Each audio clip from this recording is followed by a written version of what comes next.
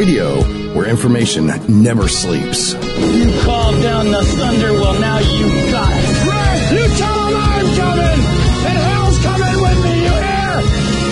Hell's coming with me! Revolution Radio.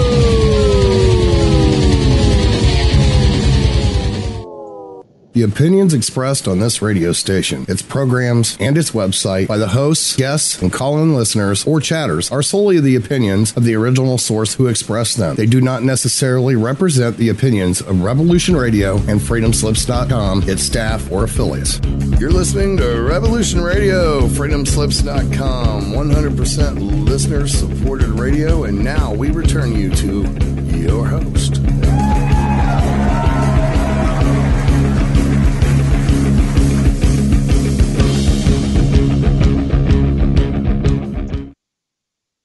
Good evening, folks. It's Diamond with the Oppenheimer Ranch Project, bringing you another edition of The Inconvenient Truth, prepping for the grand solar minimum.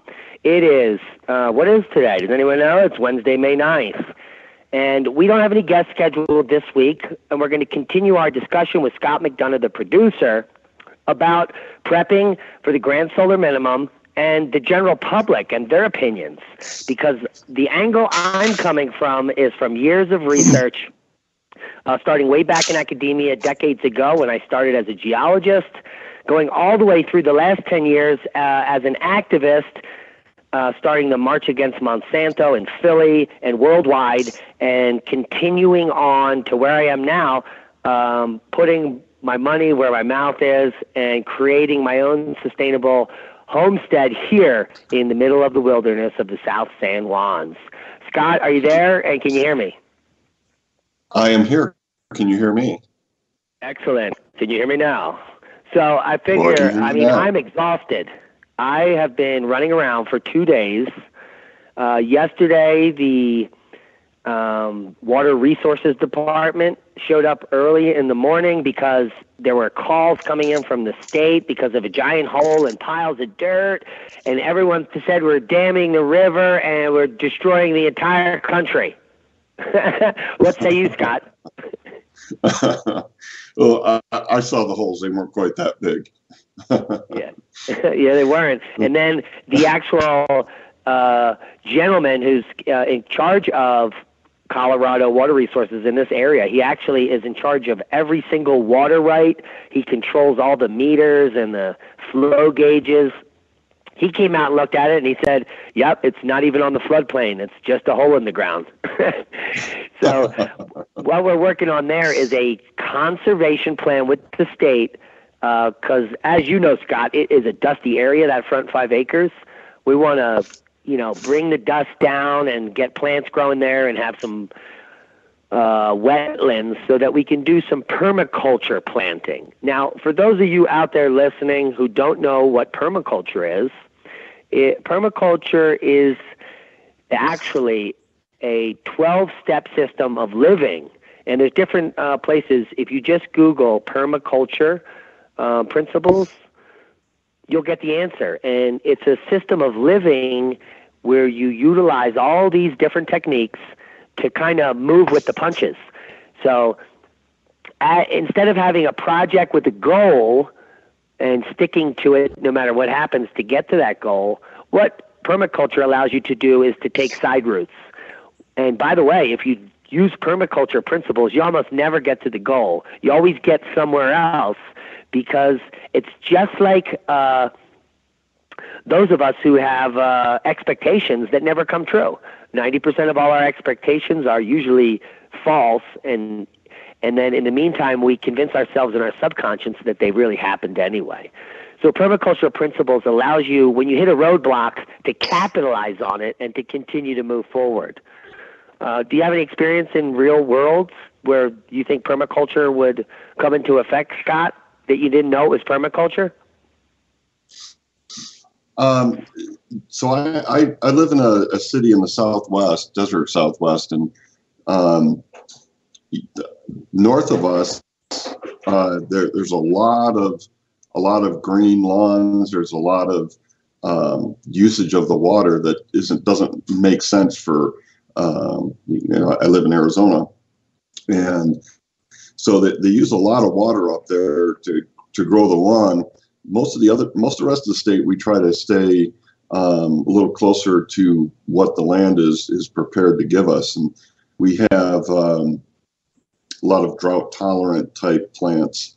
In town, there's a university where we have an agriculture outreach, and they do some farming, and they attempt to, kind of communicate how you can grow food in this particular desert Southwest, and the particular things you have to do. But it's not a permaculture configuration. It's more of a,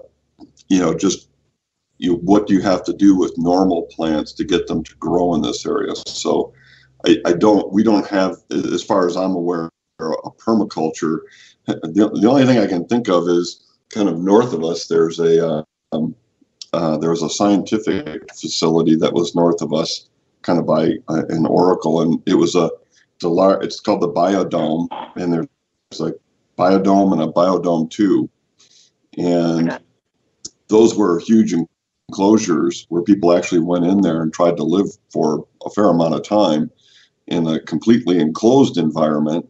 And that's not getting very close to nature. That the objective was to kind of pick that up and put that technology on a planet somewhere. So the only permaculture, and that's not happening. There's two attempts at agriculture that doesn't fit the desert Southwest here. One is, try and get normal food to grow in these adverse conditions. And the other one is completely isolate yourself from your environment and then have a go at it. And, oh, by the way, you have to breathe what your plants grow. So not so much here that I've noticed. Well, I don't want to burst your bubble, Scott, but there is a guy who has perfected growing in Zone 17 in the Sonoran Desert in southern Arizona. His name is John Coe. He's on YouTube. Growing Your Greens is his show, and he has thousands of videos, and he's been all over the world. Now, what he's done in his permaculture mecca, which is basically an acre around his suburban cutout Arizona nightmare, because like most subdivisions, you can confirm this. I don't know, but it's just from what I've seen on YouTube. They're just like gravel, white pea gravel lots with houses on them. There's like nothing. The occasional shrub. Are you looking at my house? Well, what John Coe did is he put up a giant wall around the whole facility. So he started to get shade, and then over sections of this wall he has shade screen, and underneath it's all raised beds, and he has a permaculture jungle there where he produces enough food for 1,000 people in his little acre. The guy is crazy. I suggest you all check him out. And you could be doing the same thing, Scott, but just like all the other neighbors did, they went xeric because it's the desert and there's no water. Most food doesn't grow without water. Most food requires water or a little water and some shade, especially out where you are. So there is hope for you growing food there, but you just got to use a lot of structure and shade cloth and water. And then you can be quite successful in that type of region. Where I am up here in Zone 5A, it's really more like Zone 3. We can't plant Zone 5A things here because the growing season doesn't start till June. It's only 90 days. It ends first day of October. And we have a very short, warm weather season here, but fruit trees grow great. And if you put in a greenhouse in this area, man, can you grow food for 9 months like nobody's business because we have that sunlight, killer sunlight. So there are advantages to living in extreme hot places like Arizona if you shade up and build walls, because you can grow abundant food because of the sun down there. You just need water. And there's advantages to living up in the high desert in the mountains where it's cool. If you build a greenhouse, you can grow abundant food because of the sunlight. Do you have any comments on that, Scott? So I thought about, I have plants in the back of my house. My house faces south. So I do all my planting that I do in the back. And my pots, for the most part, all of my plants are in large pots that have wheels. And what I do is, based on the plant and how it looks, I'm rolling these plants in and out of the sun. So the closer I bring it to the back of the house, the more shaded it gets. And if it looks like it's wanting more sun, then I kind of nudge it out into the yard further. So yeah, my plants are constantly in motion. So, so you said there's a cloth that I can put out over it. My concern, especially out here in the Southwest, and it's so arid. We get these microbursts of wind that knock trees over every time. What is there a cheap, inexpensive, durable kind of material that I could use to cover a garden that would let sunlight in, but not drench my backyard, and at the same time be durable, where I don't want to have to replace hundreds and hundreds of dollars worth of cloth every 2 or 3 years. You know what I'm saying? Yeah. Now I did the research on this, and there are these grommeted shade screens. That's what they're called, shade screens, and they're coming out of China for the average Joe that can afford to purchase them. If you go onto eBay or Amazon, I guess, or a similar site, and look up triangular or square shade cloths, they come in every size from triangles that are 8 foot in each dimension to 16 foot, and they're grommeted. Now, we live in the desert Southwest as well. We have extreme temperature fluctuations. What was the temperature down there today, Scott?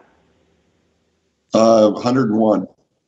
Yeah, it was 90 here. It's been blazing for 2 days, and we're a mile and a half closer to the sun, so it feels like you're standing on the sun.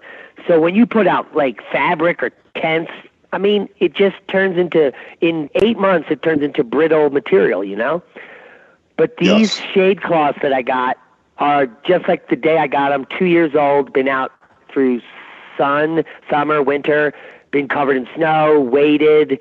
We have 70-mile-an-hour continuous winds, during red flag warnings here that rip all the Tyvek off buildings. And they're the only thing in the entire ranch that is held up. So I suggest everyone that is looking for these shade cloths. They're available. They're heavy duty. They don't break down that I've seen yet. And if you're watching the video on YouTube after we repost this, I will put the links to those shade cloths in the description box below. And I got them for like $16 each, the size I needed for the chicken yards, like 10-foot triangles. So you get like 4 or 5, and you can do all your corners. You can pull them tight with like a come-along, so that they're in high wind. They're just like strung like a harp, and they're winging along. You just need good anchor points. You know what I'm saying? Yeah. So what are they made of that can stand up to that kind of environment? It looks like a woven, it's like some kind of a woven synthetic material, like a plastic nylon. Okay. High quality stuff. I don't know. It's probably stuff they use in the sailing industry that needs to hold up in rain, winter, wind, and everything. Right. Well, I mean, that's pretty awesome. So now I have 2 good things. So I've got the cloth. I want to get the name of the other fella that you said. Let me bring up on YouTube here. C-O-E. Growing Your Greens. If you just put that on YouTube, he has 1 million subs and 1 million videos, and you will be stuck. If you have a growing question, you might be it's like Netflix. You could be watching him for a day and a half. Here he is. Yeah. So he's Arizona or California? Where's he from? He's Arizona? Arizona, yeah. Like Phoenix. I think he's in Phoenix. Phoenix, okay. Okay, well, I just subbed him, so good deal. Excellent. So let's get back to permaculture in general. This is for you, Scott. Permaculture is, and listeners, permaculture is a creative design process that's based on whole system thinking, and it's informed by ethics and design principles. Now, what does that mean to your future or for farming for you? It means that you basically don't want to do that anything has been told about in commercial farming. You don't want to do that. The most successful farming that's the least expensive and the most productive is farming that mimics forest systems. And that's a no-brainer because I'm pretty sure that the forests don't require annual chemical inputs or else they wouldn't exist. Now, what the forests do is they provide their own annual chemical inputs by doing things like shedding leaves that rot and form fertilizer beneath the plants. You can mimic these same conditions in your permaculture orchard or farm and end up in a short period of time of several years with perennial food crops that automatically provide you abundance so that you can go out and harvest food if you like or leave it for the animals. So it's literally a safety net for those of you that want to survive and thrive in the coming times. You would need a greenhouse. You need your permaculture orchard or garden outside creating perennial food. And these are going to differ from place to place. What I mean by that is if you live in a state in Zone 7, you can't just plant all, go to the garden store and get Zone 7 stuff and plant it there. You need to be planting Zone 5 stuff, Zone 8 stuff, Zone 6 stuff, because biodiversity is the key. Some springs are going to be brutal and cold. Some are going to start early. Some are going to end late. So you need a plethora of different types of species of fruits and vegetables that come up early and late. So if some of them don't work out, others will. And that is based on permaculture principles. It's exactly what the forest does here. I mean, I'm a good observer. So 2 years ago, we had a dry early spring, and none of the berries produced here because there wasn't any water to get the plants to get good flowers, and it was freezing cold, so any of the flowers that came out got frozen, and there were no berries. But that didn't happen last year, and there were tons of berries. So each year you're going to have a different type of event that's occurring to damage or destroy your crops, and if you've successfully planted a biodiverse system in your garden, you'll be able to win at least on some of the crops. What are your thoughts on that, Scott? I like that.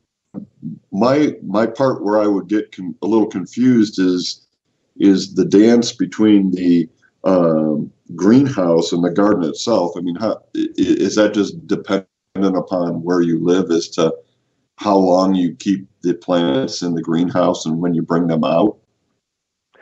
Well, so it differs. Now, it differs for every area. So in an area like us with a small growing season, what I can produce outside in the last 3 years, I've determined. So I can successfully grow carrots outside here.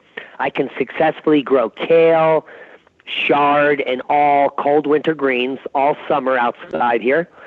And I can also grow a huge potato crop, and if I plant it and time it right, the biggest summer squash crop anywhere. It's hard to do winter squash or pumpkins because we don't have 100 or more days. But all the things I just said are extremely successful here. And I've determined that by failing at every other crop outside over a period of 3 years. So outside, I only am now planting potatoes, carrots, brassicas, and cold weather greens. And now in the greenhouse, I am only planting peppers, tomatoes, and the warm weather crops that are impossible to grow here. And they're going to be prolific in the greenhouse, and my proven vegetables that grow outside here in Pagosa are going to be prolific in my outside garden.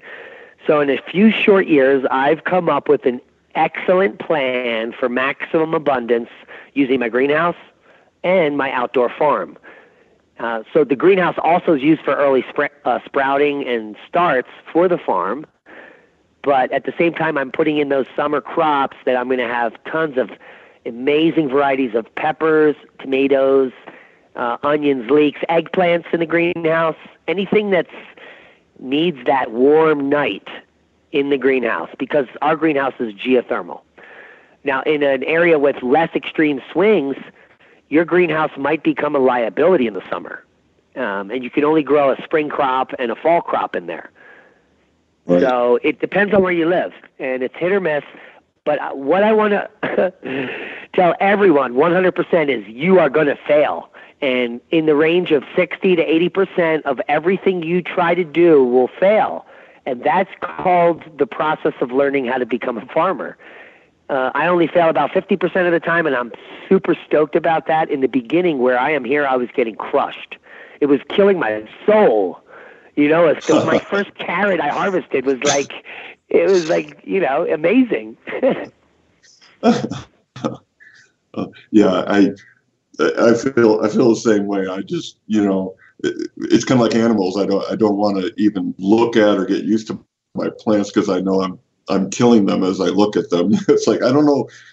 It looks good. I don't know what's going to happen to it, but I'm sure whatever I'm doing, I'm killing it. So, and that has certainly been my last 2 years. It's just plenty of despair, and you get, you know, I think you can, at some level, you can communicate. You talk to your plants, and I feel bad that I do that to them. So, but I am learning, and I'm this year is my best year after 3, and you know, I have been able to go outside and pick sugar snap peas off and just eat them right off the vine. I mean, that's unheard of the first year. So it's just so it makes you feel like a real person when you're out there touching dirt and eating what is growing off your plants. I mean, it's really fulfilling. I enjoy it. I can't tell you I guess I'm a little surprised. I can't tell you how good I feel in the last week, simply because I've been going out to the greenhouse and eating a salad every day with like 10 different species of bok choy, spinach, 2 types of lettuces, arugula. I mean, it's a very biodiverse salad. I have collard greens, broccoli in there, wild mustard. Don't forget that broccoli. That was awesome. That's my favorite thing. So the nutrient density in food that you grow yourself is going to be much, much higher than anything in the supermarket, even in the organic section. And that is just proven based on testing from all types of organic farms.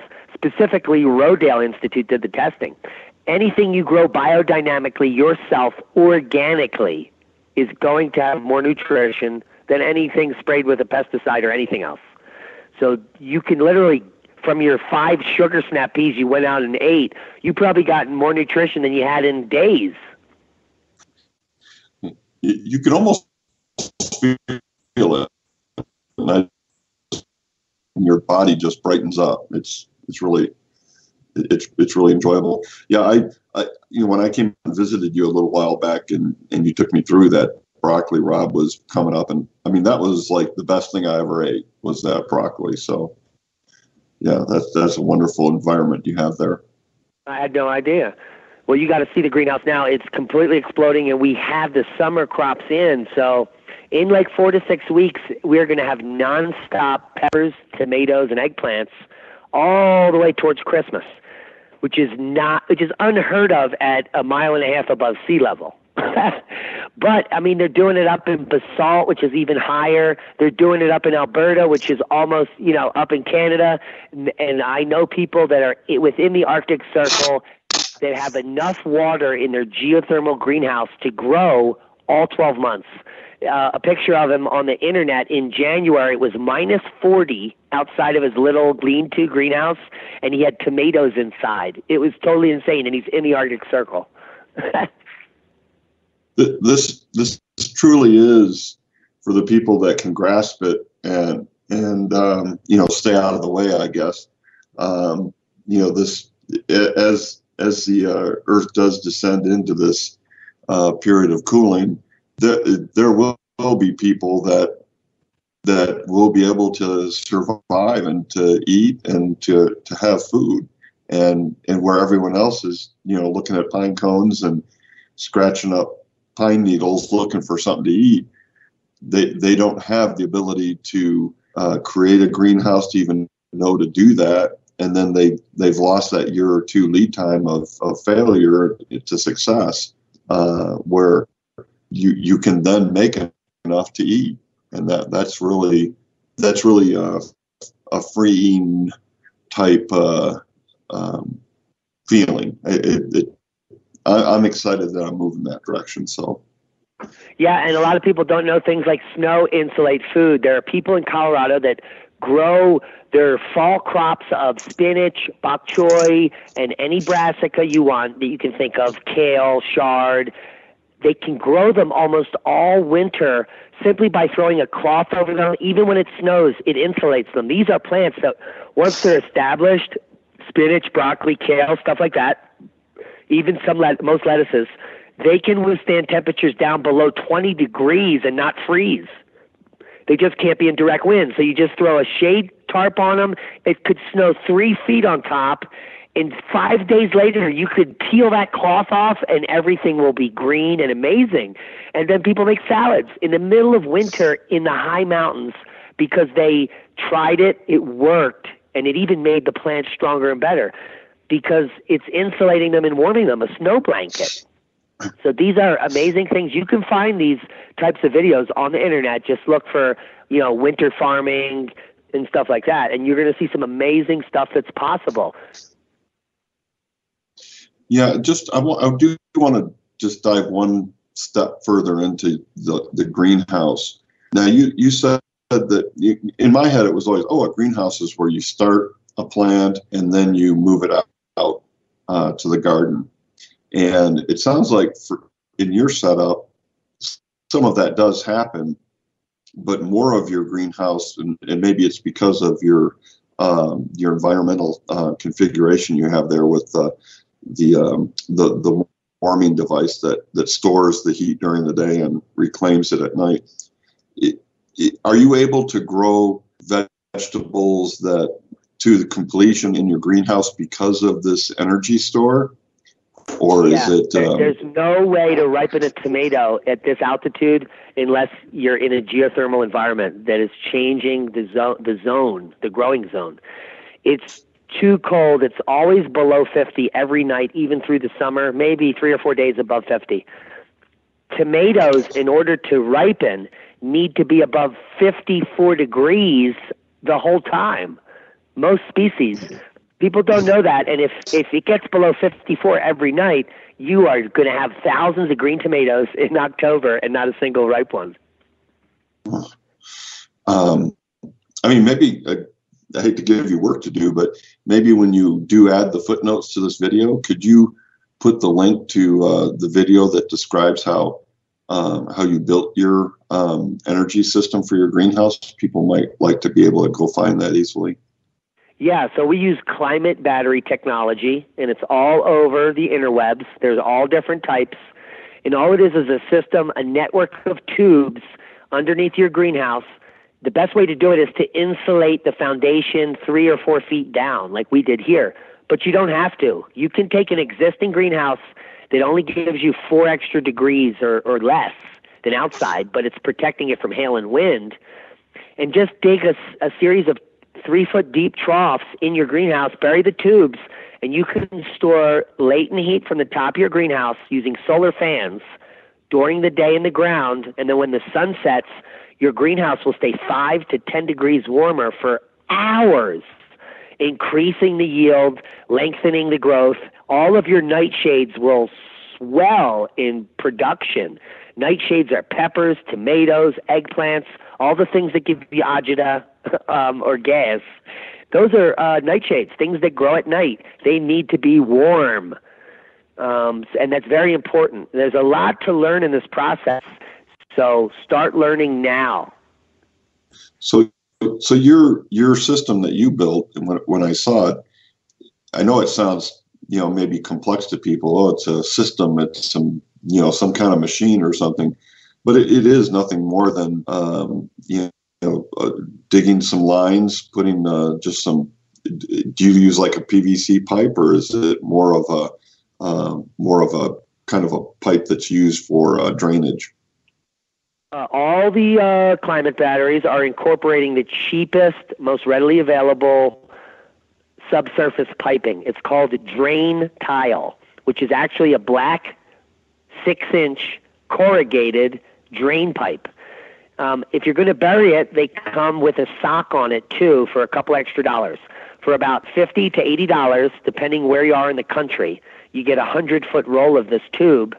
100 foot is good for every 100 square foot of your greenhouse. And if you use that model, you can raise the temperature by 3 to 5 zones where you actually are. So if you're in zone 8, you can go up to zone 13 and have a tropical greenhouse simply by burying a few $100s worth of plastic pipe and buying a little fan and a solar panel. So it's like for a $1,000 investment, you have a climate system that can be moved around, reused. It won't go bad. It doesn't deteriorate.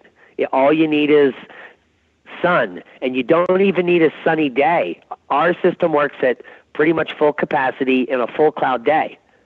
You just need because it's such a tiny fan, it's running on a half an amp. A 100-watt solar panel can generate a half an amp in in candlelight. Exactly. Yeah, it's nothing more than like a fan on that you'd find on a computer. It was different, but it was kind of a similar fan. So I had a couple extra dollars, so I sourced a fan that's guaranteed for a decade for solar applications. You can source a $1 fan on eBay and build a box around it to protect it, and it'll last for years. A simple DC hard drive cooling fan from back in the day. There are thousands of models in the half amp range, and you want at least a 4-inch fan. You can't get any of the little modern ones. So make sure you're getting like a 40 or 50 millimeter cooling fan, and you can just use those. They cost $1. Yeah, so that's the key difference, I guess, in bringing the greenhouse together. In my mind, now let me tell you, Scott. There's an easier way to do it, Scott, than all this crazy technology that I'm using, and it's just by adding thermal mass in the form of water. So you saw growing spaces, geodesic domes everywhere here because the owner of the company and the guy who invented them is my neighbor. Now, these growing domes never go below freezing, even if it's 40 below zero outside. Never. Never, ever, ever. Do you know why that is, Scott? Thermal mass? Yeah, absolutely. There's no electric or heaters. I mean, he puts they're in 25 different countries, in the top of a mountain in the middle of nowhere, 30 below every night, and it's above freezing because he puts enough water inside the geodesic dome that once the water tank is charged, so you put the water in the spring, it charges up in the summer, it is such a mass of water between 4,000 and 8,000 gallons, and this simply goes in a circular pond that's about 6 feet deep at the back end of the dome. These ponds typically don't ever exceed 8 to 10 feet in width, and they take up 20% of the greenhouse space, but for nothing more than water, you can keep a greenhouse pretty constant because even if the temperature drops, you've got this thermal mass keeping the temperature constant. It actually doesn't get that hot or that cold as a normal greenhouse was because this huge element of about constant 70-degree water is sitting there all the time. So the pool of water is just exposed inside the greenhouse, or is it some kind of pump mechanism? Well, if you want to expose the top, then you can have an 8,000-gallon tank to grow fish, and then you can use the water to water your plants and get the nutrient products out of the fish poop and pee into your plants. So there are a lot of people using this type of biodynamic system. We're going to be setting it up in the bigger greenhouse, a similar one, where you actually flush the fish poop out of the bottom of the tank and use it for watering, and then you refill the fish tank. You can also incorporate floating hyacinth, duckweed, and other types of aquatic plants that are edible, medicinal, and important. And what they do in the summer is they protect the water from getting too hot. They also add oxygen to the water. You can, and it's not a hard system to monitor. It's more difficult to grow using aquaponics than it is. This is kind of like the cheap man's aquaponics, where you're getting the benefit of the nutrients from the fish poop, but you don't have to use all these pumps and pumping water and worry about floods and all that. You're just watering the plants with the sludge from the bottom of the pond. Oh, how does that sound for easy aquaponics? That I can do. Yeah. So for my region, so I guess greenhouses aren't as important here. There are some days that do get cold. So I guess I'm going to have to kind of rethink my backyard here. If I can use those shades, I can expand the garden quite a bit, because right now a fair portion is just out in the direct sun, and and as time goes on, the sun is going to get, the rays of the sun are going to become damaging to the plants if things, if we keep having this reduction in magnetosphere. So I do look forward to checking into those triangular cloths then, because that's what I need. I need some sort of containment system for bringing the water off the roof. We do have good monsoon in southern Arizona, and so I can reclaim water there. I live in the city. I can't put my own well in, so I can't just do go down and get infinite water. I could use infinite water from the faucet, but I'm trying to have something that is resilient. It'd be nice to have a system that works on its own. How in my region would would this type of a garden setup? We don't have forest here. We don't have leaves. How do you do permaculture in a desert environment? So what John Coe did is, your desert environment has its own biome, which unfortunately is pretty devoid. So everything is low-lying and usually toxic. You got creosote bush and all kind of other pointy, poisonous things, and that's not really something you want to mimic in your food forest. Is it, Scott?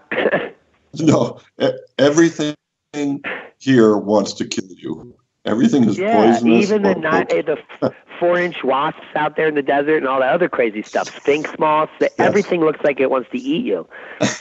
But I can assure you that in your zone, which is probably between 9 and 12, what is your number down there? Hello? I'm sorry, missed that. You dropped out. Oh, what zone are you in? What zone are you in? We're 9. Zone 9. So if you simply Google Zone 9, if you take Zone 9 around the planet, that brings you to Ecuador and other jungles. These are things that you're now planting in your zone, which is the same, but you're going to supply the extra shade and water that the jungle provides. So you're going to get jungle crops in the desert because you have the extra shade and water. So you can grow Zone 9 tropical plants in the desert if you add water and shade. So John Coe grows all types of exotic greens, medicinals, and herbs that grow in zone, temperate, moist Zone 9 areas, which includes like every type of passion fruit, citrus, limes, lemons. You could be killing it out there. And those things get ripe in your area in January and February, twice a year. So you really could have abundance there. You just got to get the infrastructure set up. Yeah, Wes? Okay, that's 3 things I have to do now. Okay, cool. So, I love the idea of maybe getting some dwarf banana trees. I love bananas. I could live on those. So that's for sure.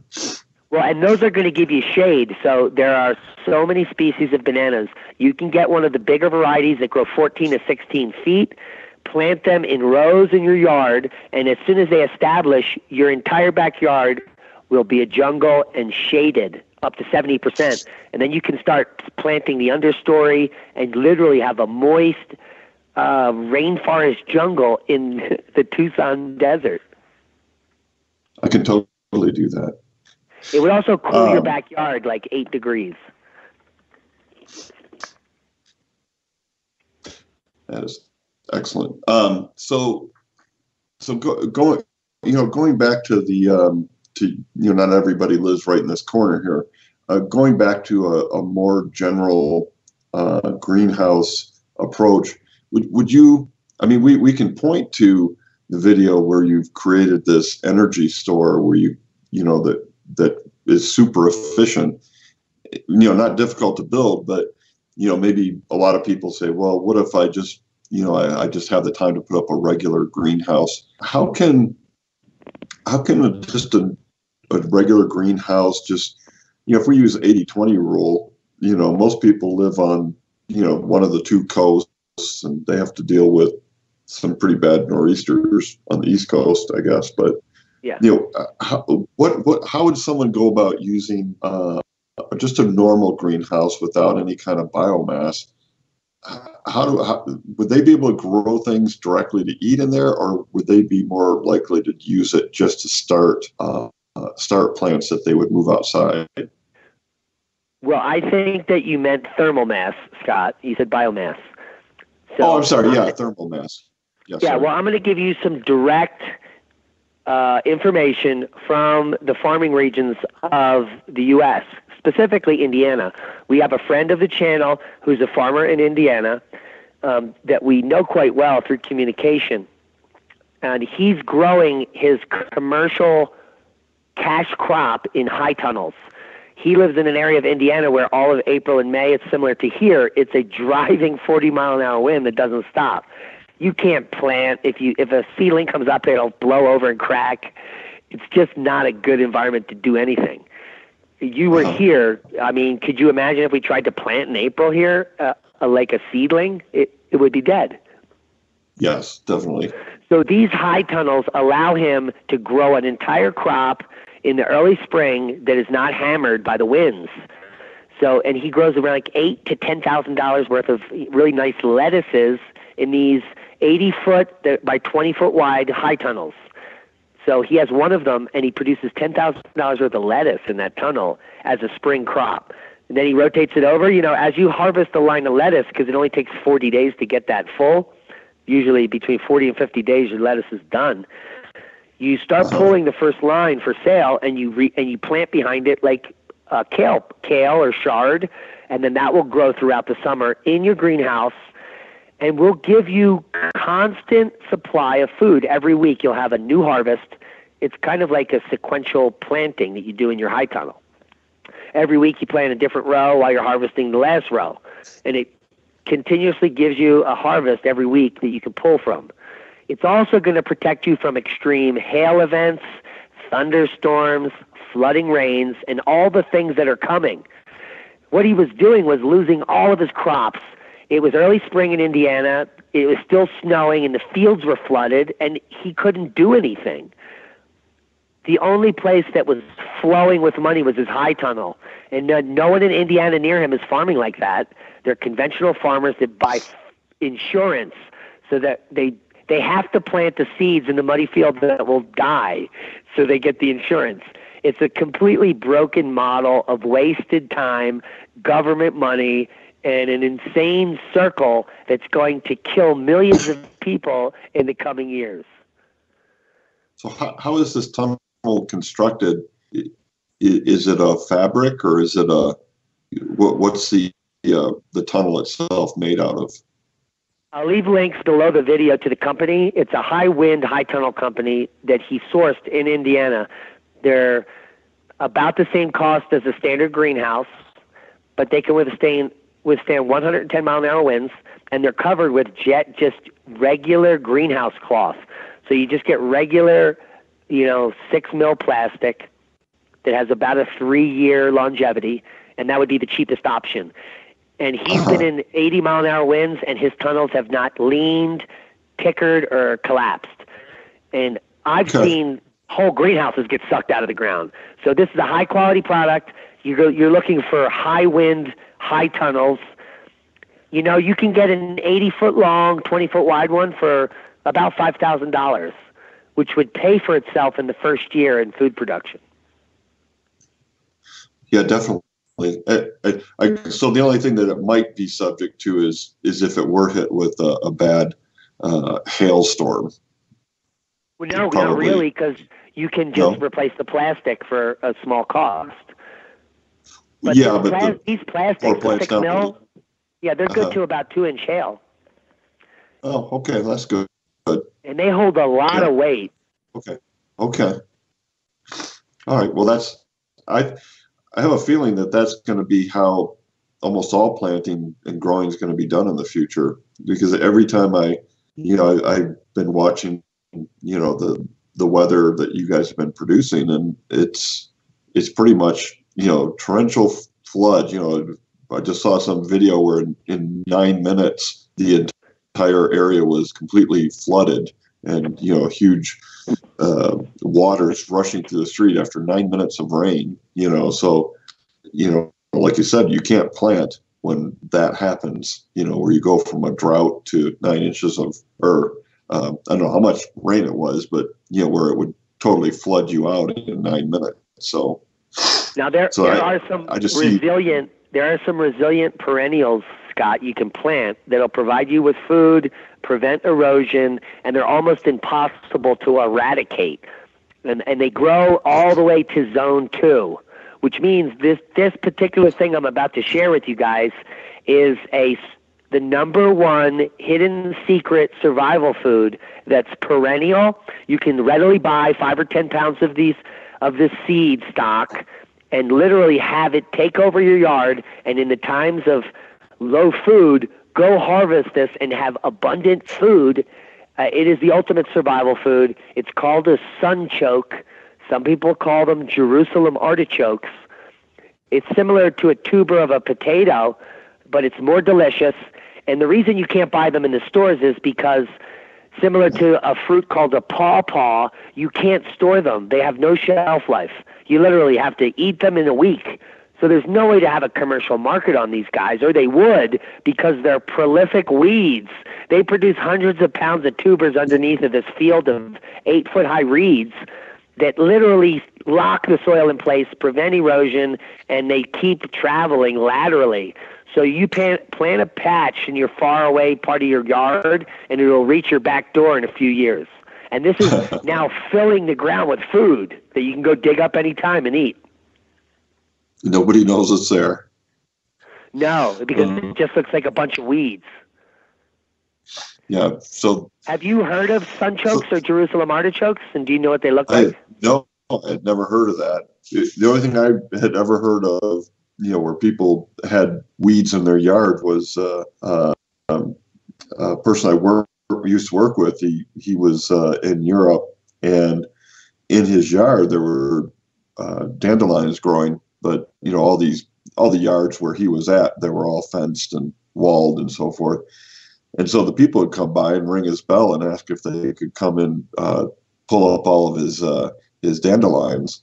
And it was just funny for us because my gosh, that's what you work all summer to do, is to kill those dandelions, and that's your arch nemesis for your green lawn that you're trying to maintain. So yeah, the idea of weeds and people eating weeds, it's like so foreign to us. Where for the rest of the people in the world, it's like, it's delicious. Have you ate it yet? It's like, no, I don't want to eat it. Well, why not? I don't know. The problem with eating dandelions these days is that almost 90% of all lawns are treated with toxic chemicals. So the dandelions on your lawn are poisonous.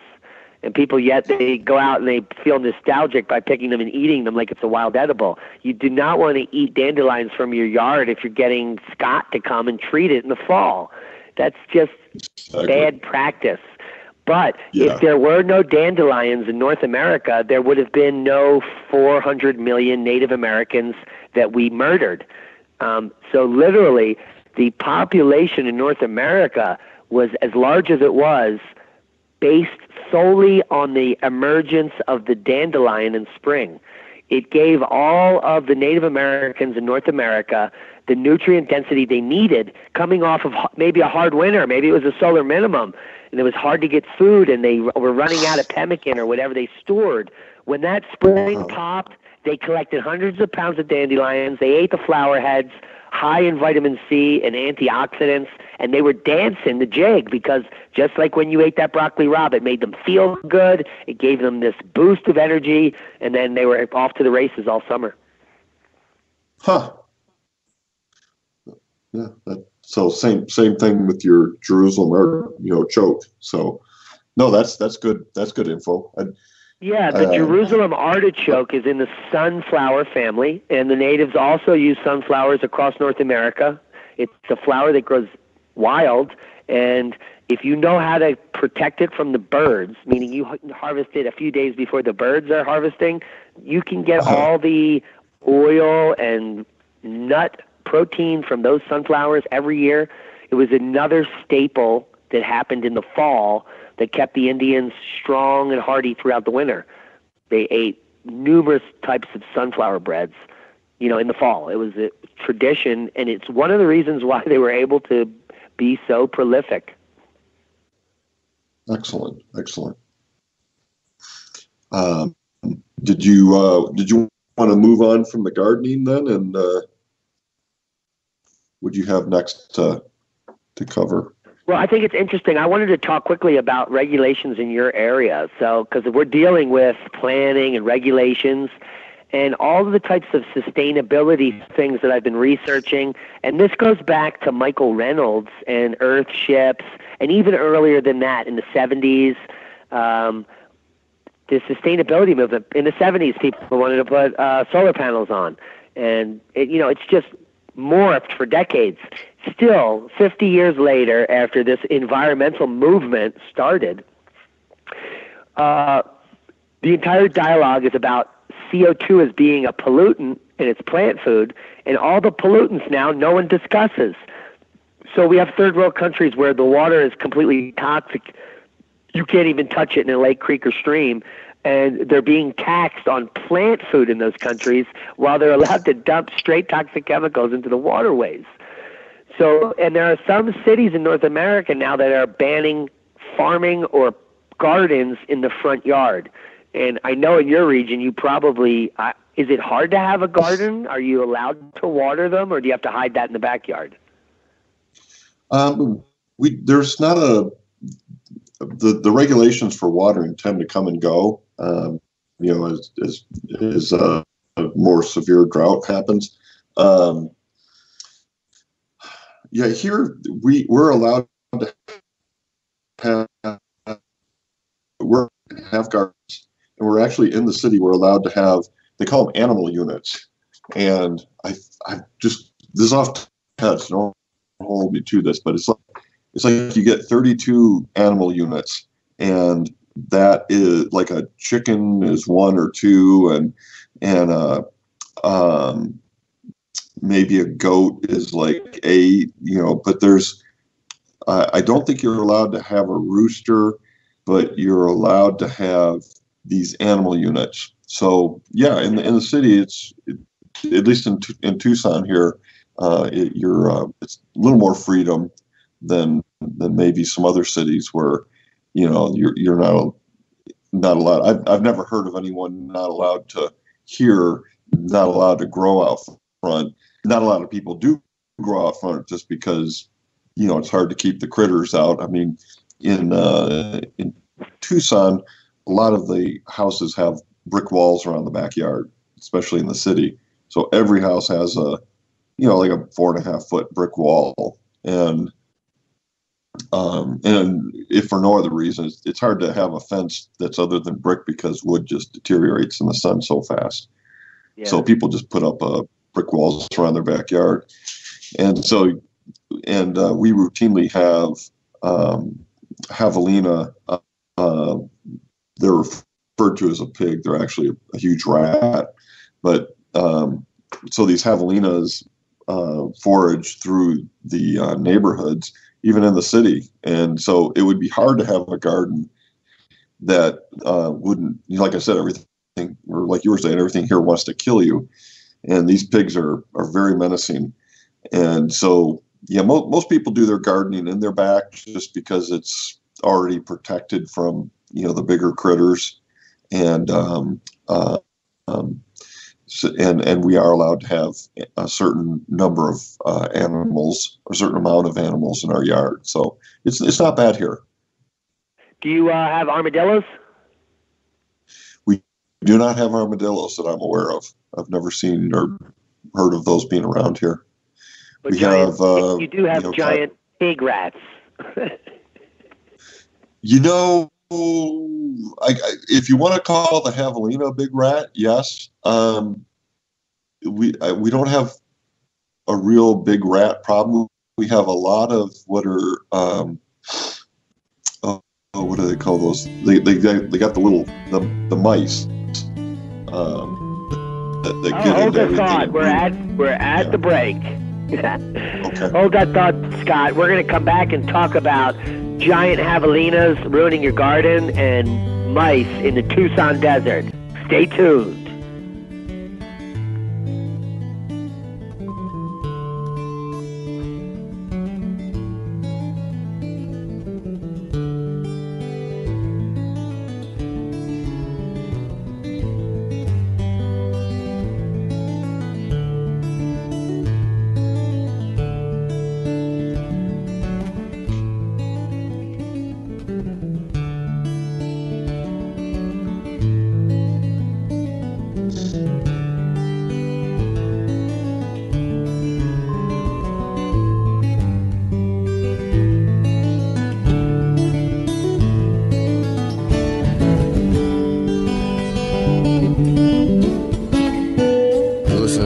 Radio at freedomslips.com, and we'll be right back after this message.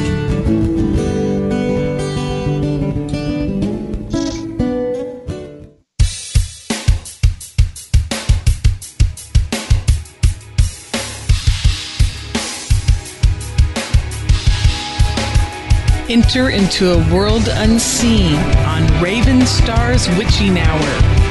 You will encounter eclectic topics from the realm of spirit brought into our matrix of truth. With your host, the Solaris Blue Raven. Solaris will bring you an array of unique guests covering topics from ghostly spirits to amazing anomalies, covert technology, UFOs, and shadowy global events. And that's right here at Revolution Radio, freedomslips.com, Saturdays, midnight till 2 a.m. Eastern Time. Revolution Radio, where information never sleeps. Let the magic rise. Join me weekdays for my new show, Tell Chris Joe. It's going to be a problem show brought to you live from Kensington. Thursdays, I'm dealing with hot topics, heated debate, what's new around the world, and ring-ins to discuss listeners' problems and offering considered and heartfelt solutions. So join me, Chris Hart, for Tell Chris Joe. Stop what you're doing, grab a cup of tea. I'm coming live from Kensington. Relax, let me entertain you with a coffee bar online. Listeners' very personal problems. So that's Thursdays, 2 p.m. in the afternoon, Revolution Radio, freedomslips.com. See you there. It's going to be lots of fun.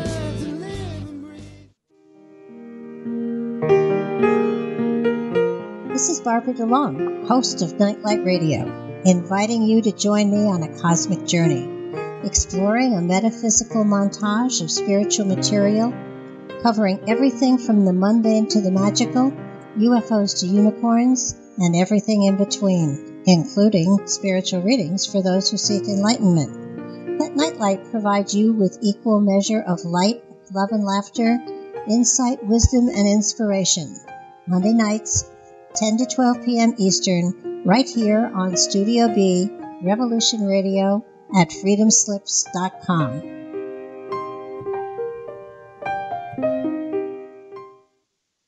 The opinions expressed on this radio station, its programs, and its website by the hosts, guests, and call-in listeners or chatters are solely the opinions of the original source who expressed them. They do not necessarily represent the opinions of Revolution Radio and FreedomSlips.com, its staff, or affiliates. You're listening to Revolution Radio, FreedomSlips.com, 100% listener-supported radio, and now we return you to your host. Good evening, folks. This is Diamond with the Oppenheimer Ranch Project, and we're back with the second half of The Inconvenient Truth. Before we start talking with Scott about general preparedness and things that you need to know to survive and thrive in the coming times, specifically, we've been talking about greenhouses and farming and providing food for your family through agriculture, which can be small scale. David Dubind, you guys know as Adapt 2030, if you watch his channel, he's just sourced, because he lives in a high-rise apartment, an aquaponics garden for his tiny little balcony. And he even found a manufacturer of a balcony enclosure, a piece of plastic that you just retrofit that makes the whole balcony a greenhouse. So make sure you follow him as he updates that if you live in an urban area and you need some ideas. Now, there are a few ways that you could probably stay in an urban area for a short period of time if a major event occurs. We don't know what that particular scenario may be, but it could happen.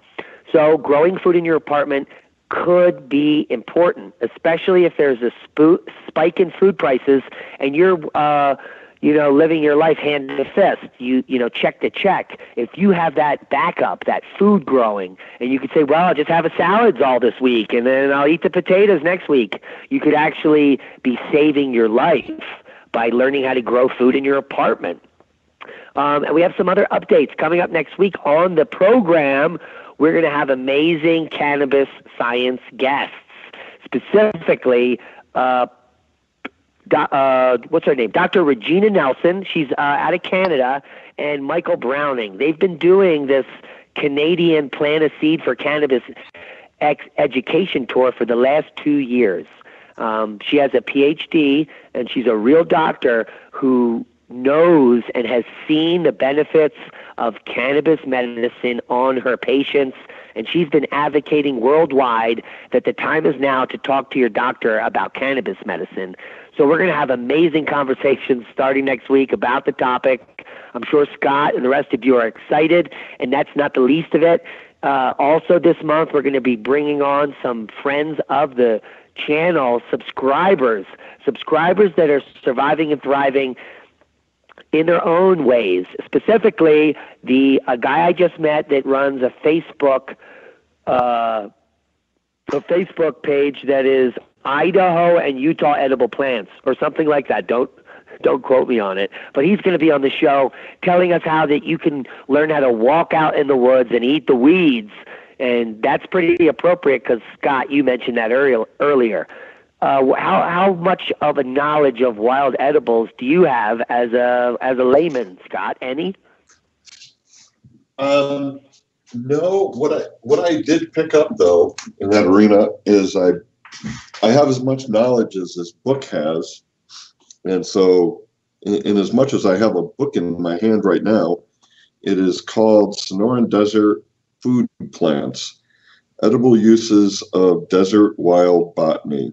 And it's got a good 40 pages of different plants that you can partake of, and what of the plant you can eat.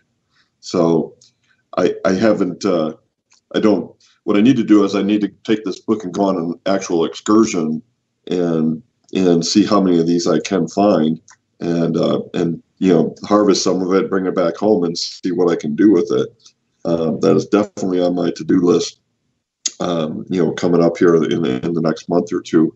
But yeah, I just got this book, and I'm excited that I have the knowledge in my hand, though I don't have it in my head.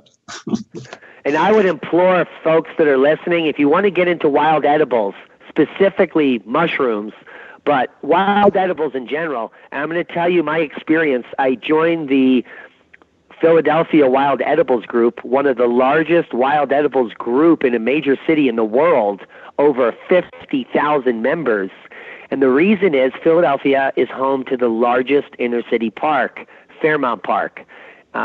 Hundreds and thousands of acres of park on Wissahickon Creek and the Schuylkill River, where there are actual areas where you can harvest wild edibles.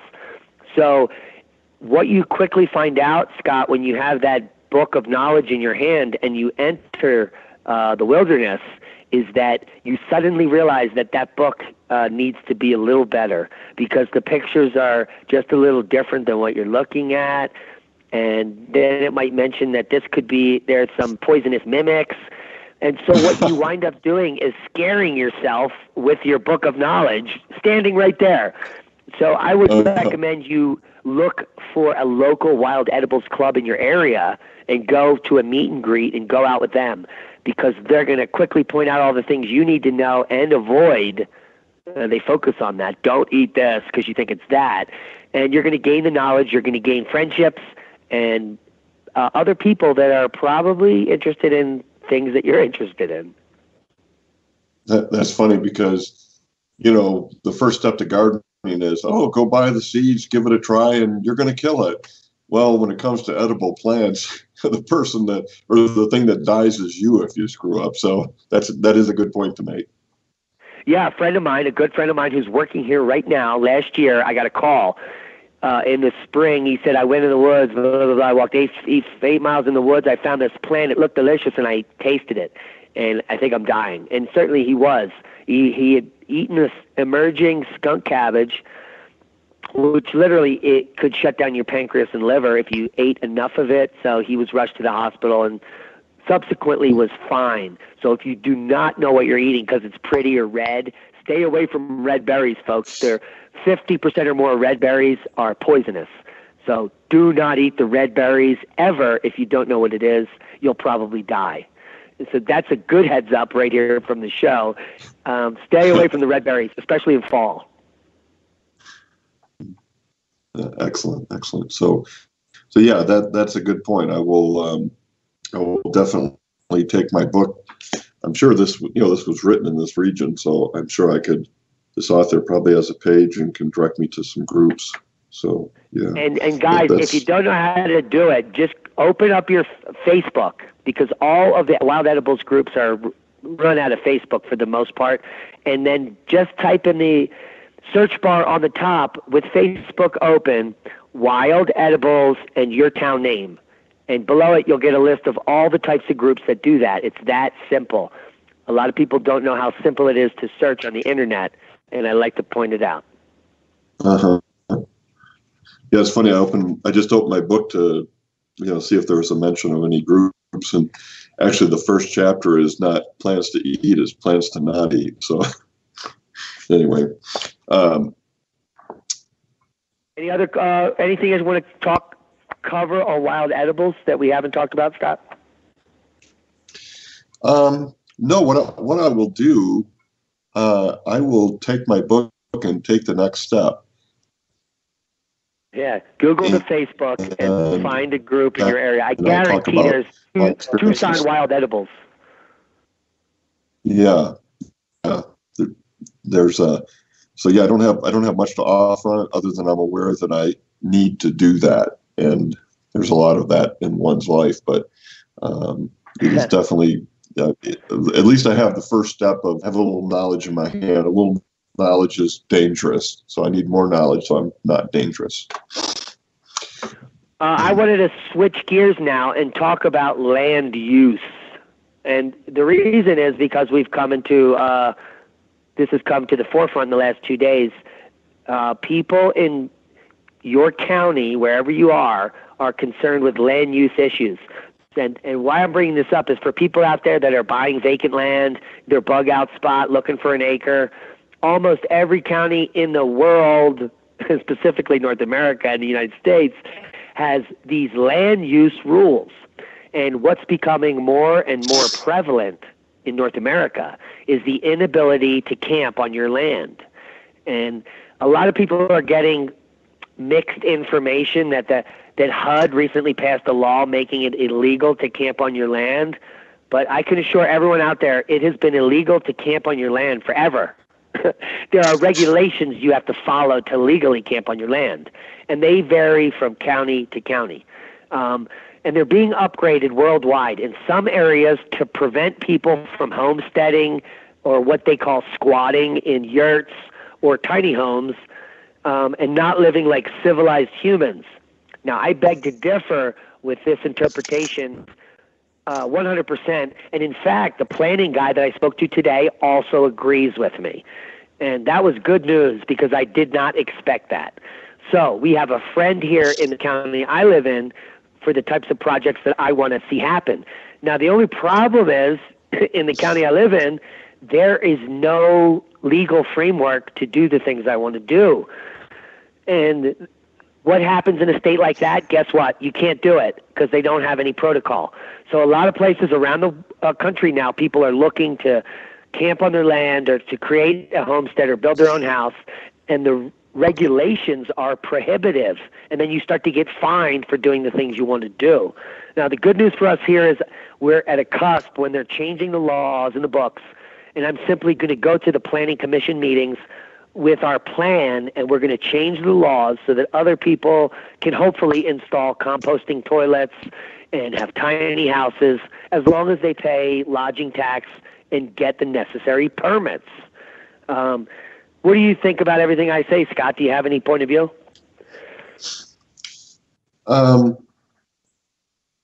Yeah, I've watched plenty of different presentations on people who, want to live free. And I don't know.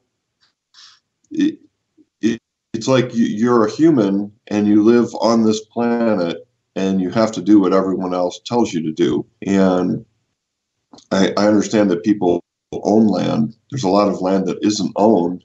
And I guess I don't know what you do about that situation. I mean, I guess we're just jumping right into it, and I haven't given it that much thought. But, on the one hand, I kind of see myself as a libertarian in that, if there's no one here and I'm here, I didn't choose to be on this planet. I'm just here. And so if I want to sit down and put a shelter up and grow some food and no one else is here, why can't I do that? And before it's illegal. Western. Yeah, it's illegal. And it's illegal because someone can see you from their mountainside retreat, who is a part of the system, they don't want to see that. They want a consistent green, lush look. They don't want to see your tent popping up from the distance. And so the right comes from the fact that they pay people to come and enforce rules that they make up. And so I personally, I know this isn't the way it is, and I know that most of the people listening here, would agree with us. You should be free, especially in a place where there is no one. You should be free to sit down and carve out a life on this globe. You're here, it's here, and for someone to come by and say you can't just because they've created arbitrary rules to either keep what they would consider something unsightly, out of their sight, or even worse, to keep you from heading out of the cities where there's more control over you. Either way, I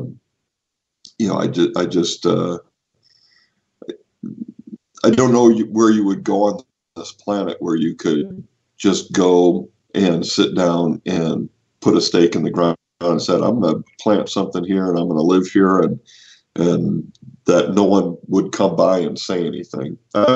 Is there a place that you've read about before where you can just live unencumbered? There are some places that you can do that, and it's an agreed upon situation. I think one's in Washington State now on an island. There are some tropical areas and islands that are like that. But what I gleaned from this meeting with the Planning Commission, and even in Archuleta County, right here where I am, in an extremely rural wilderness area where most of all the square mileage no one has ever even stepped foot on, that if you're far enough in and far enough away and no one sees anything, you can do whatever you want. It's the moment that someone locates you and calls that the problems begin, which is what he told me. He said if you were a little further in and no one ever saw a hole, you could have 8 cabins and a whole community, but it's when the neighbor sees that everything falls apart here. So, do as much as you want, be seen as little as possible, and do your homework and try to get the permits. But in most places in the country, it's very difficult to do the things we want to do. And now I'm going to give you an example here. The shame of it is that you have to, is that they have to have a rule to allow it for you to ask for it instead of the vice versa, where it's like, well, this is what I'm doing. If you guys think this is a problem, then come up with something. And of course, everyone else who is already done, built this type of hole or this kind of potty, they can, they're grandfathered in because there was no law at the time. But now if people are putting in these potties and you have an opinion about it, then put a rule out there. But to say you can't put that in because I don't have a rule for it yet, that seems very backwards. Right, and it gets even crazier. They told me that it's illegal to camp in my front yard if I don't have a land use permit for a campground. That's for everywhere in the country. Now, most people are camping in their yard without a land use permit for a campground because land use permits cost $1,000 or more. And then you have to go to a hearing and it has to be granted.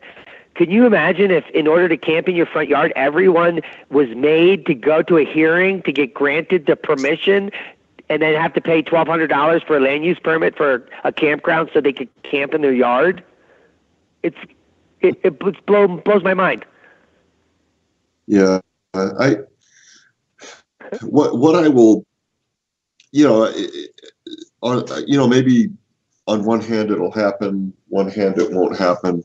We'll have to see. But as time progresses, as things will inevitably break down as we descend into the grand solar minimum, what you're going to see is that there's going to be less and less money for all of this enforcement that doesn't make sense.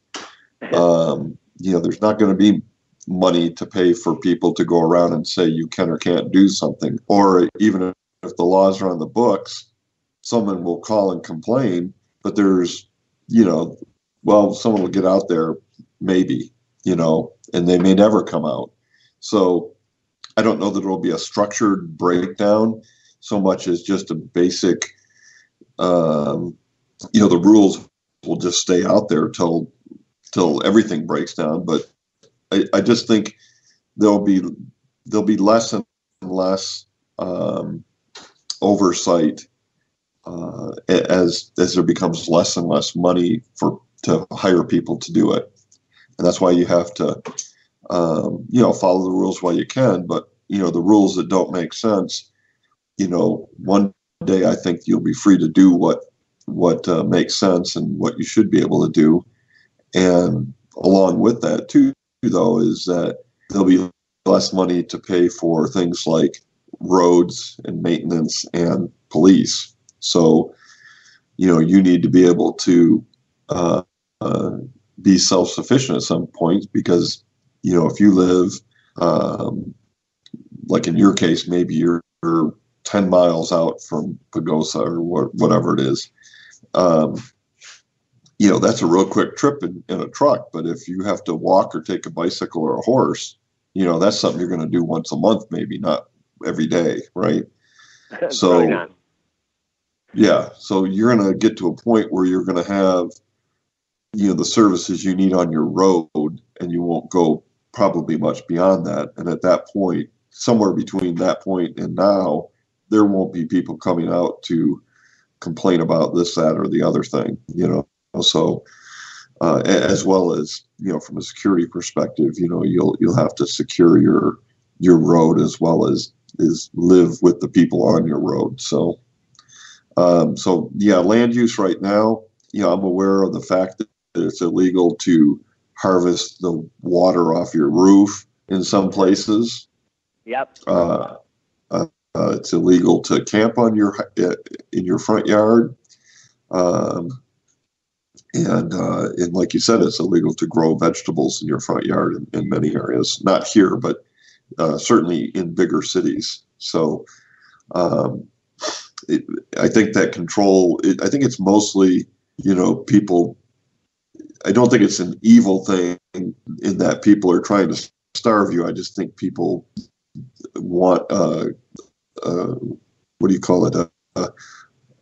A formal, consistent look, and they want the property values to stay up. So, though there is a nefarious objective in some of these laws that you read too, that people try to camp out or try to go out to some land and set up a homestead.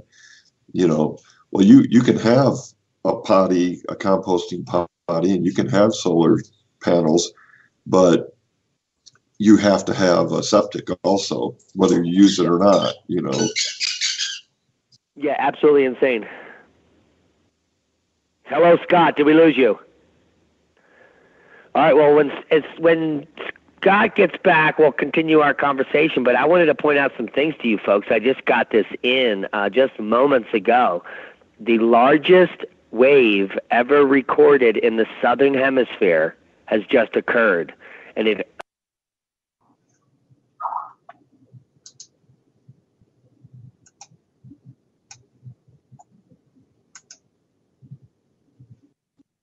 And we're back.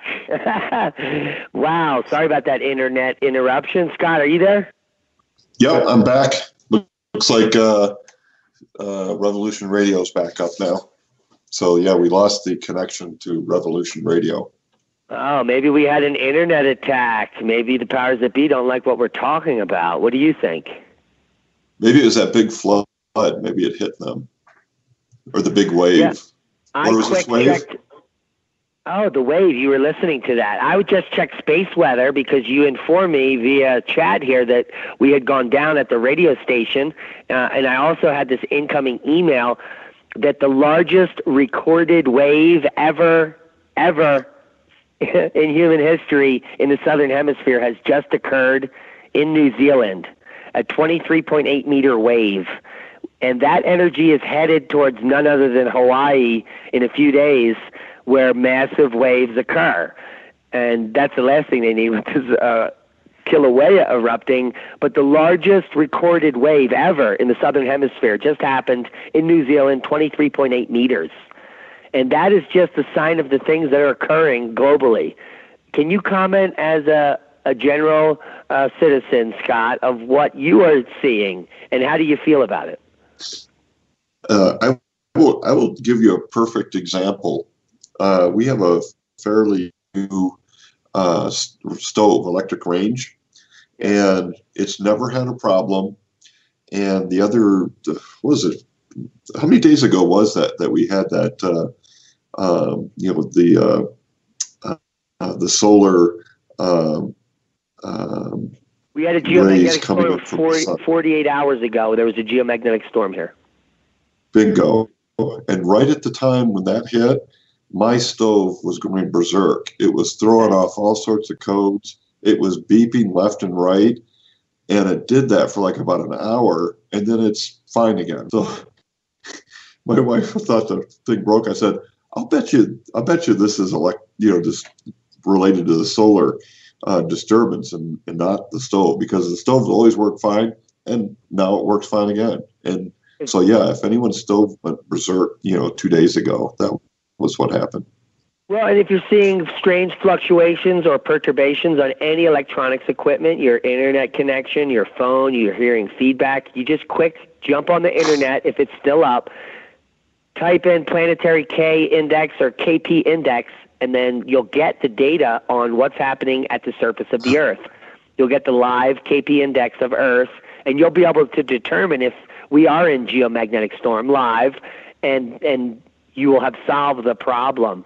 Another friend of mine who works in quality control in Alberta, since he started watching the show, he was wondering if cosmic rays had something to do with quality control. So he got all the cosmic ray data over the last 7 years, And he found that all the accidents occur when the cosmic ray flux is high, when the KP is down near zero. And that is a correlation, does not determine causation, but at some point all these correlations start to add up. Definitely. Yeah, I mean, I just knew immediately, you know, like I said, the stove is fairly new and it's never had a problem. And then it just started like freaking out. And it's like, I'll bet you anything. And so I put that little reminder in my head to talk to you about that and see if we could pinpoint. And sure enough, like you said, you know, it could have been anything, but I just had a feeling. So, yeah, I mean, that's my personal experience right there. And this is the first time ever that we've had a conversation on your Skype or however you're doing it, that you've been breaking up the whole show. It's never been that way. And now I'm checking the GOES magnetometer. 2.5 hours ago, the Earth experienced, the magnetometer went off the charts into the negative nanotesla, down to 180 negative nanotesla, which means that instantaneously the Earth didn't have a magnetic field. That is an interesting thing that I want to look into. It could just be an error, but that is a sign of the things to come there. That is a complete loss of magnetic field for a short period of time on Earth.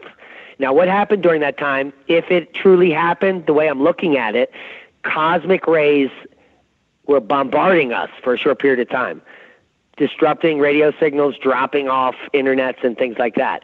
The KP index has not risen above 3. We were in geomagnetic instability for the last 6 hours prior to the show, but since we've been on the show, we're back down to 3.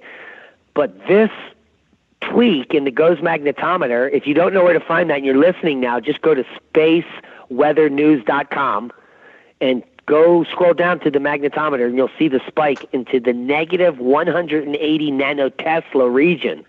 Now, guys, the Earth's magnetic field should be positive 50 to 100 nanotesla. I don't know how we could have a negative 180 nanotesla field. It has happened before when the Earth was hit with like an X10 flare. The magnetic field will drop down into there, but nothing like that's happened. So this is a sign of the time, the weakening magnetosphere, and space weather is going to slowly start to trickle into your daily lives like you've never seen before. We're going to have minor grid failures. It already started last summer. We had air traffic control terminals that were shut down globally, all over. But these were minor events, regional events. Atlanta was one. We had Virgin Airlines and the UK got shut down, and each of these companies, when they had their official report, said, we don't know what happened to our computers. We did a test and there was nothing wrong, but they correlated exactly with major geomagnetic storms, and this does not. So the powers that be do not ever conclude that their computers are failing because of space weather, ever. And why do you think that is, Scott? Yeah, I think it's as long, you're just trying to keep an appearance of everything is normal. Everyone just keep purchasing, keep taking out loans, and so anytime anything that is beyond their control that would be a detriment to us happens, it's cover-up time. Most definitely, I believe that 100%. Yeah. I'm just out here looking at the chart you were referring to, and that is quite the anomaly. Yeah, I don't know how that would happen. We've been seeing other space weather anomalies on these charts in the last year or two, and we're talking about if you just go and look at the plasma speed, you see it spiking at 1100 5 times over the last 3 days. These are not normal types of charts that we see generally. So the Earth and our space weather is changing, and I think it should be more of a narrative on the mainstream. And hopefully, I think in the future we're going to start to be discussing it as the infrastructure starts failing because of our sun. Yeah, I mean, I worked for a computer company before I finished, and I can't remember them ever talking about solar conditions as a part of what they would keep track of over time. Like we'd have these daily meetings, we'd sit in and, talk about, what's coming up and what's happened and, if there was any kind of downtime. And, never did anyone say it was down because of weather, solar weather, or that they're even considering it, like, oh, we, watch out for XYZ. Looks like we're going to go red here on the K index, So yeah, it's definitely, I don't think that a lot of people are aware of it, but once it happens 2 or 3 times where your data center goes offline, and you can point to solar conditions as bringing that upon, you're definitely this is going to be a part of someone's job at a large data center to keep their eye on this and to try and mitigate it, buffer things off so that this can't happen, or it'll be less likely to happen. Now, where were these solar reports coming from? The ones from the data center? Yeah.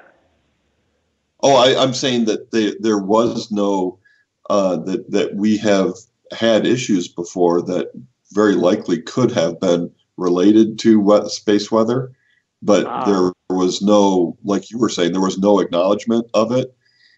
And I don't think it was necessarily that they were trying to keep, because we were the technicians talking at our level, and it didn't even occur to us. These systems are so complex that it's eventually you just throw your hands up and say, well, who knows where it came from, right? And you move on, and the management's never happy with that kind of an answer. But a lot of times that chance you give.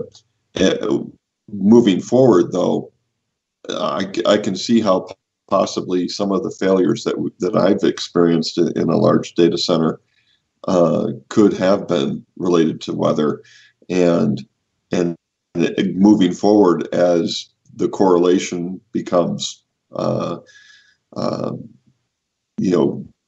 maybe you can't make the jump one for one, but obviously it's something that you can look out for or at least prepare for.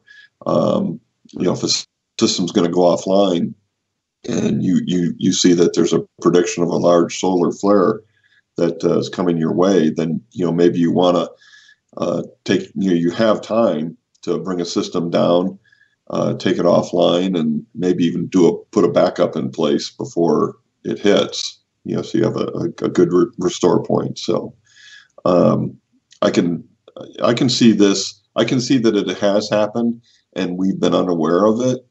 And it hasn't really popped up from.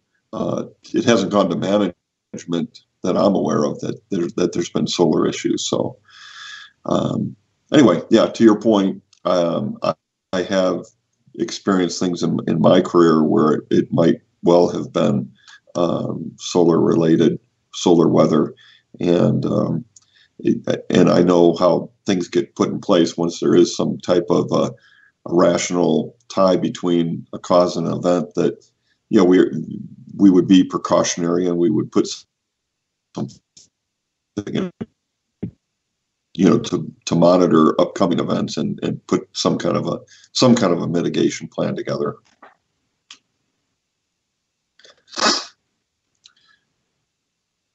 Still with me? Can you hear me now? Yeah, I can hear you. Okay, well, Anita Bailey, PhD, has reached out to me, and she's very concerned about this EMP potential, solar flare potential, major CME destroying the grid or really creating havoc. And she's reached out to me, and because she is like the ultimate authority on preparedness, she's preparing a mini pamphlet, an outline on all of the ways that we can safeguard our homes, our computers, our power systems from this potential EMP shock or CME event or major solar outburst with an X flare that's going to send us into geomagnetic storm above K8 which is inevitable, folks, if you're listening. This is happening in your lifetime. Within less than a decade, the SHTF is going to hit the grid. We're watching the events unfold that are predicted already. So we have an uptick in volcanic activity, an uptick in earthquakes, popping off just now in the last hour, 5 earthquakes on the west coast of California in the geysers, including a very rare 4.2 followed by a 4.0 and 3 aftershocks in the high 2 to 3 range.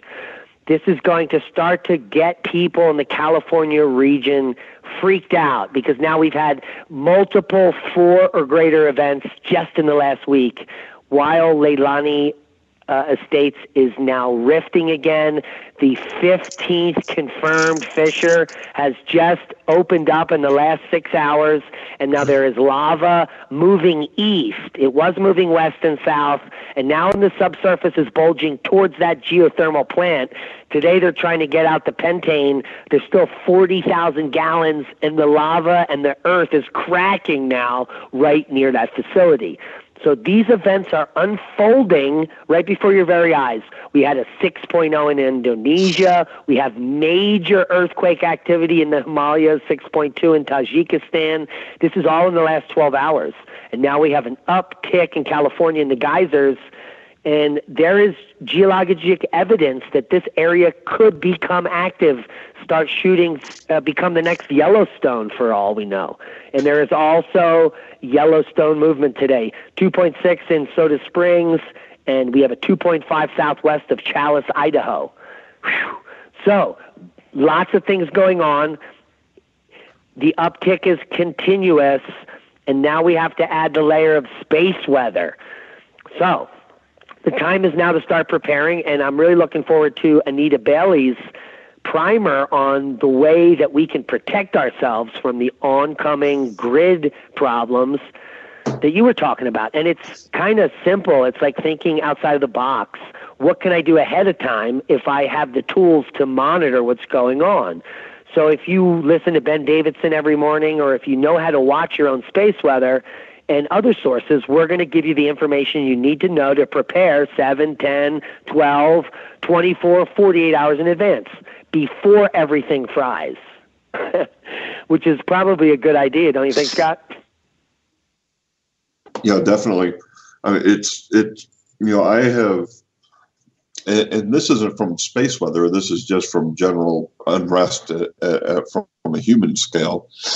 But, I've always found it important to follow, some of the, you can Google what are the necessary items for a human. And there's like 5 of those. And, the first one is oxygen, of course. We have plenty of oxygen, but, I would think if you live in some of these volcanic areas where there's, where a vent might open, and if the predominant or the prevailing winds are, you're downwind of one of these, you may want to have some type of oxygen supplement, to help you get out of that region. I know that a lot of these vents can, they're full of carbon monoxide, sulfuric acid, you name it. Sulfur dioxide. It's not good for breathing. Sulfur dioxide is the big problem in Hawaii now, and in fact, the police that were positioned on the ground to prevent people from going into Leilani Estates were pulled out today, 12 hours ago, because the sulfur dioxide levels were, ringing on the alarms to deadly levels. So there are hundreds of people complaining they can't get back to their houses, yet they want to go back into some toxic wind zone. I don't get these people.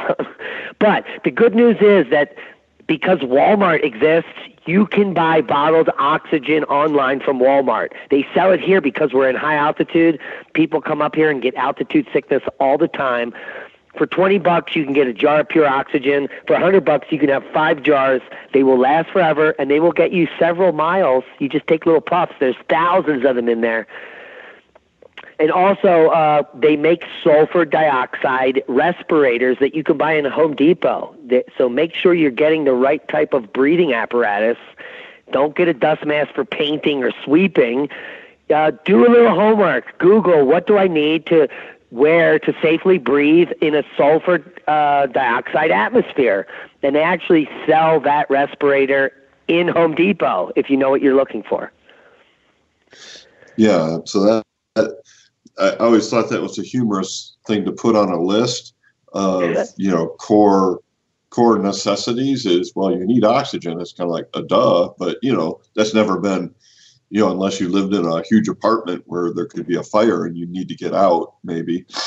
But I think it's becoming kind of, if you live anywhere, there's any kind of geologic disturbances, geysers or earthquakes or volcanoes, it's looking more like you might want to add some oxygen and some type of respirator, and as much as the respirator, you need a warning device for the likely chemical or gas that's going to leak from your particular situation. So if you have a warning sign, a signal, and you have the respirator, I guess we need to add that to the top of the list after, even before water is, if you're in a place that has poisonous gases that can be produced from below you, you need to be able to identify it and respond to it.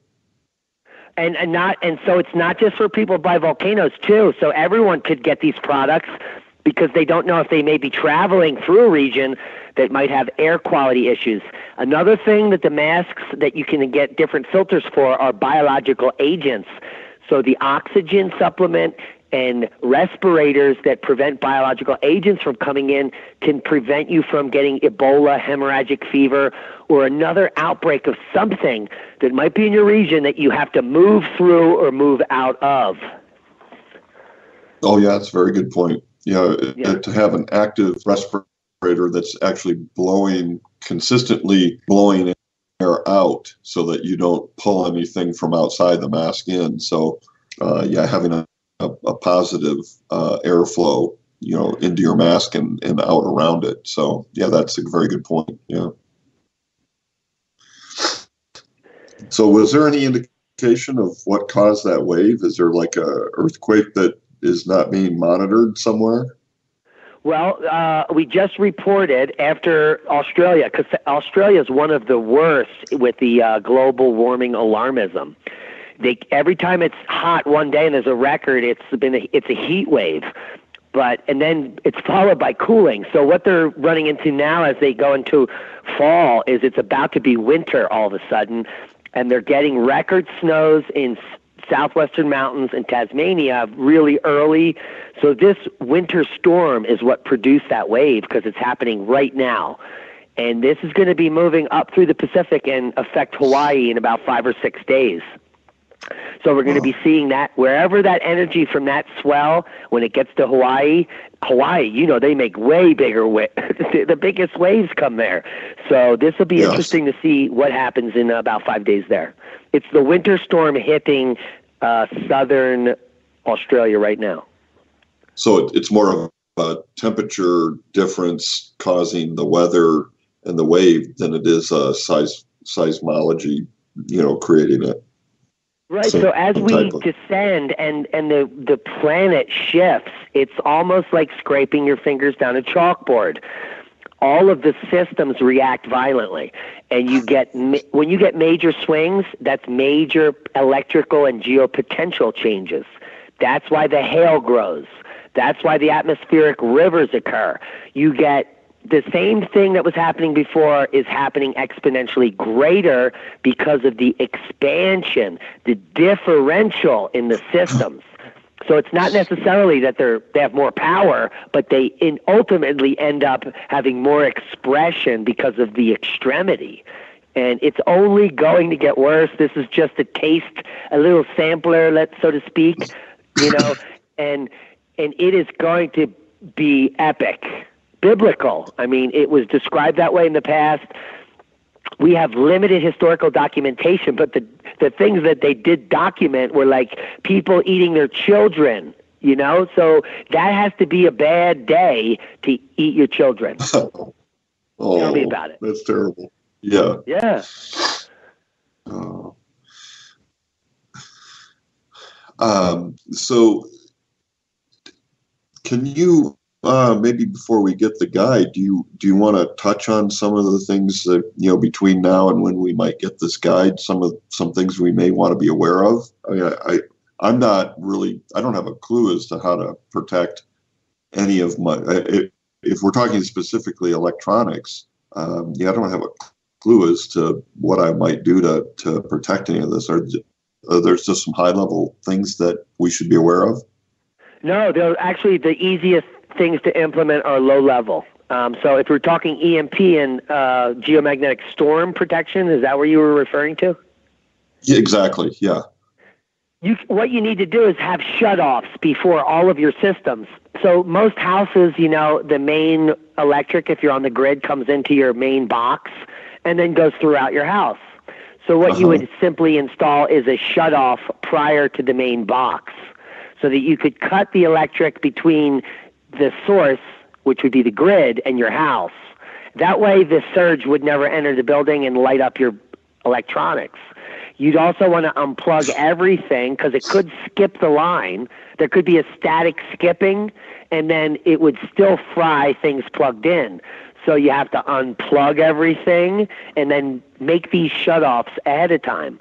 You can also put these breakaways in your system throughout the house, creating more resilience in the protective nature. So you have numerous shutoffs all over where you're just cutting the line so that there can be no jump of a static charge through there. And that's a really simple way to do it. You hire an electrician, you tell him to put all these shutoffs all over, he looks at you like you're crazy, and then he leaves. Paranoid old guy. Excuse me. So my question always was, what if there is some EMP by some solar flare and it hits the lines and the lines bring it to your house and you've managed to interrupt that circuit and it doesn't jump. What about things that are in your house, like your cell phone or your Kindle just sitting on the desk? Would it ever be high enough where it would just hit that directly and zap it, or does it need some form of a wire to kind of gather enough energy so that it could zap it? Are devices that are unplugged and just sitting there, could they be damaged just sitting there? Now, so there was a major solar flare this summer. As soon as it kicked off, because I have Ben Davidson's disaster prediction app on my phone, I knew that X8.9 went off. And as soon as it did, because of the kind of magnetosphere we're in, I said there was a 50-50 chance that this could fry the grid. So I immediately went to the store and got 10 pounds of flour, 10 pounds of sugar, 10 cartons of cigarettes, 10 gallons of oil, 10 of everything, just to have it all here extra because I could, and I had enough money to do that. Because I thought that the grid might have shut down for a few months and people would be insane. And I didn't want to go to the store to buy like regular stuff. Oh, of course, 50 pounds of coffee. Because like, at least I can have coffee and I have chickens and eggs every morning and I'd be fine for months if nothing was on, And I didn't want to be in that crowd mayhem, but it didn't occur for that particular case. And then what I did was I jumped into the literature to see what would it take to fry my sensitive electronics in the event of a solar flare. And the good news, if you're listening, we only have about 5 more minutes to talk about this, is that even a major X20, the likelihood of your sensitive electronics that are unplugged being effective is almost zero. So it's not like an electromagnetic pulse, which our sun could produce. But we're talking about a solar flare, which will be happening in the near future, which is going to fry grids. That will not produce an EMP that will fry your electronics unless they're plugged in. But even though I told you that, if you have a Faraday cage on site and you have a day warning, put all your cell phones, put them all in there, because scientists don't know everything. Diamond doesn't know everything. The most important thing I know is that I don't believe anything. And if I could make it better or safer, why wouldn't I have a redundant system? So just because the science shows that it won't affect sensitive electronics that are not connected, why wouldn't you protect it extra? Do you know what I mean? If you have a Faraday cage. So just check all your stuff before the geomagnetic storm in your microwave, because everyone has a microwave in their house, and that's your Faraday cage. Cool. Yeah. Yeah. So that was my biggest concern was, you know, and I do have that app on my phone. So if I do notice that there is a large solar flare coming and the warning comes out, you know, that it, you know, I can turn the circuit breaker off, but like you said, it could jump the breaker. You know, I have a main breaker, so I could turn that off, and then I could, like you said, unplug everything. But even then, it sounds like it'd be a good idea to, you know, I have one of those galvanized trash cans that I do have some things in, so I could pop it open, throw a few more things in there, and tape it back up again. And you know, if you have the warning, why not use it, right? Why not? And also, if you have this warning time, then you have plenty of time to set up a backup system. So I suggest everyone listening, because we've just gone over this scenario, think what it would take if we have now 12 to 24 hours to unplug everything, put all your stuff in a Faraday cage. Now we've unplugged the fridge and the VCR and the TV that's going to keep my significant other happy and all these other things. We could simply have a system in place when we're doing a solar storm shutdown that we have a nice, you know, $200 gas generator in the back that everything plugs into, that we can just run on 10 gallons of fuel for a few days. And that will keep our... Go ahead. Yeah, so there's not a big long distance of electrical wire to collect this electricity, this voltage. So by just having a generator in the yard, that will give you the electricity that you need for your house then, huh? Yeah, you could get a few 100-foot extension cords, and it will definitely, a regular small generator will power a refrigerator, a TV, a VCR, some clocks, and you'll have a great time. You'll just hear a little humming in the background. But your food won't go bad, your electronics won't fry, you'll watch the houses across the street explode and all the condensers on the road, and you'll still be able to watch your movies. Oh, I love it. Yeah. So when I say survive and thrive in the future, I don't mean it's all going to be, you know, balloons and unicorns. There is going to be trials and tribulations, the likes of which humanity has never seen. And as it unfolds, you can either buy into the fear and the chaos, or you can remain calm and start taking steps to survive and thrive in the coming times, which is basically a reset to the Stone Age. Think about it, folks. All of the fancy gadgets and gizmos around are completely useless in the future we're heading into. The cosmic nature of the earth and the universe, we are unfolding every day. We're uncovering it. We know that the waning magnetosphere over the next 2 to 5 decades is going to decimate the grid. It is impossible for our grid to remain on Earth based on the current data that we have. No one's telling you this because everyone would run around and jump off bridges. We're telling you because we care about you and we want you to be prepared for what's coming. There's no way to know when it will happen, but it's definitely going to happen, and it's happening in the next few decades. Whether it happens next year or in 20 years, don't you want the peace of mind to be ready for it? We're watching the volcanic uptick. We're watching the earthquakes uptick. We're watching people's houses burn on Hawaii, and yet people are still angry that we're trying to tell the truth. How dare you tell us that our community is burning and it's dangerous? You don't know anything. You're not even here. Well, guess what? I was right, and it's getting worse. And I was right before, and we'll probably be right again because we're not using psychics. We're not using remote seers. We didn't reference the Bible. We took all of the past historical information, and we took all the scientific data, and we looked at it, and we made objective conclusions, that we are going into a very bad future. And it's not just the sun shutting down and the weather getting wacky and the highs and lows and the crop losses. Our biggest concern is the waning magnetosphere and the flipping magnetic poles. This is unprecedented territory. The human species hasn't experienced this type of event for 11,500 years. And we are experiencing it